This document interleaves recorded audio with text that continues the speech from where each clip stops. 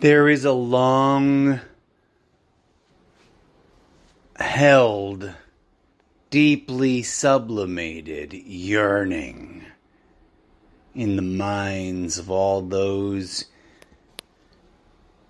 who know this world is not as it ought to be, and yet is exactly what it's like.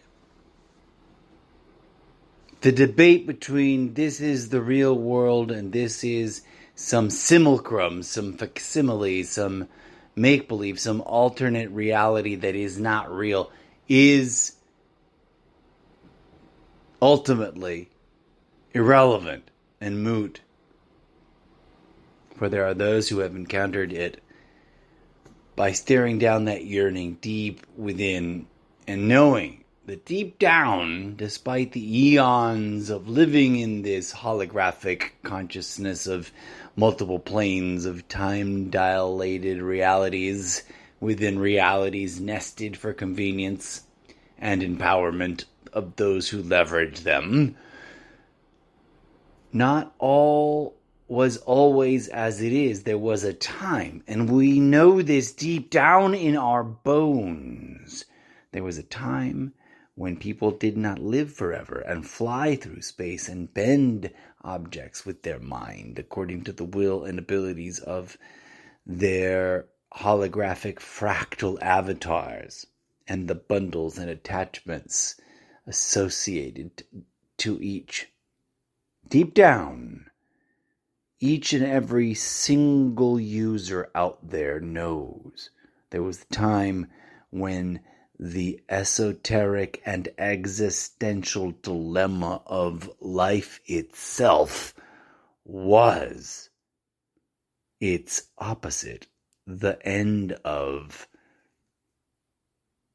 the all caps unaliving word that is verboten. For there was a time when that was the unavoidable and inevitable juncture we all terminated our journeys at.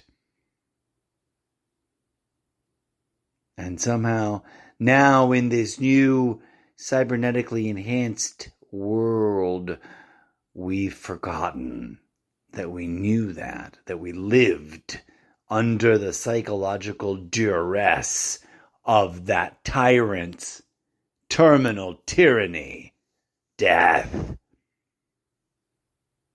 We have unknown it in our esports immersive simulacrum simulation of everything gortastically violent and reminiscent of its gortastic causation, but not whatsoever its fundamental terminal reality.